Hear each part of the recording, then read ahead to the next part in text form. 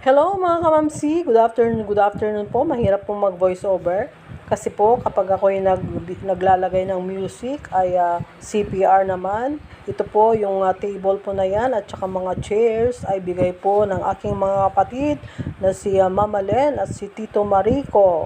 At yung kurtina po na maganda ay bigay naman po ng aking anak na si Kimberly at Pong MV. Ang aming At ito na nga mga kamamsi, diniliver po yung order po nila Naning Mahal at Anak Jazz na coffee table. Naning AJ at saka si Anak Jazz. Napakaganda po at yung pong tropilo. Courtesy po nila ito, sponsor. Sila po ang nag-sponsor, mga kamamsi, ng ating coffee napakahirap naman po table. talaga ang mag-voice over. Ang hirap mag-isip po ng sasabihin. At ito naman pong aming doormat ay kulay tsokolate rin. Kasi yung bahay namin ay aesthetic. Aesthetic po ang style.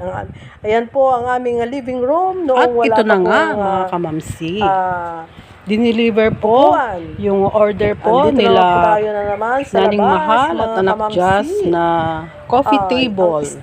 Aesthetic po. Ng aking munting small bungalow. Courtesy po nila ito, sponsor. Sila po ang nag-sponsor. Ulit-ulit lamang po ang mga sinasabi ko, mga kamamsi, kasi mahirap pong mag-isip ng sasabihin at may mga kumakanta dyan sa kapitbahay ko, baka ma-CPR po si Mamsi, wag naman, kasi nag-video okay po yung aking kapitbahay. Maraming salamat at nagagandahan talaga ako sa kulay ng aming kurtina at lamesa. Kasi aesthetic nga po. Paulit-ulit lamang po ako sa aesthetic. Si Kuya Kenneth, tinatawanan ako. Busy po siyang naglalaro kasi tapos na po siyang maghugas ng maitim na kaldero.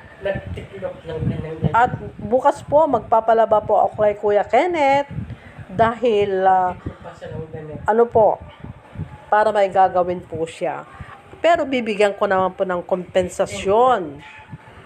Bibigyan ko po ng kompensasyon. Pauwi na po yung aking mga kapatid. Pauwi na po sila sa Tuguegarao City.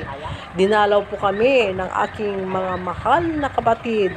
Shout out Mama Len, Tito Marico, may Naning Daneling, and may anak Benjokong. Shout out sa inyo. Maraming salamat sa pagbisita sa aming munting bahay, mga mahal kong kapatid at mga mahal kong mga pamangkin.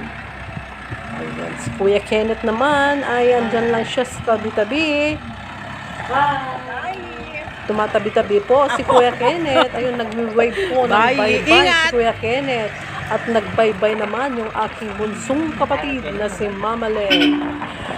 Hanggang dito na lamang po mga kamamsi, mga ka-Kenneth, mga ka-Kuya Kenneth, mga kamamsi. Ayan po yung aming kwarto. At yan po ang aming living area kasi may upuan na po. Maraming salamat ulit. Bye-bye.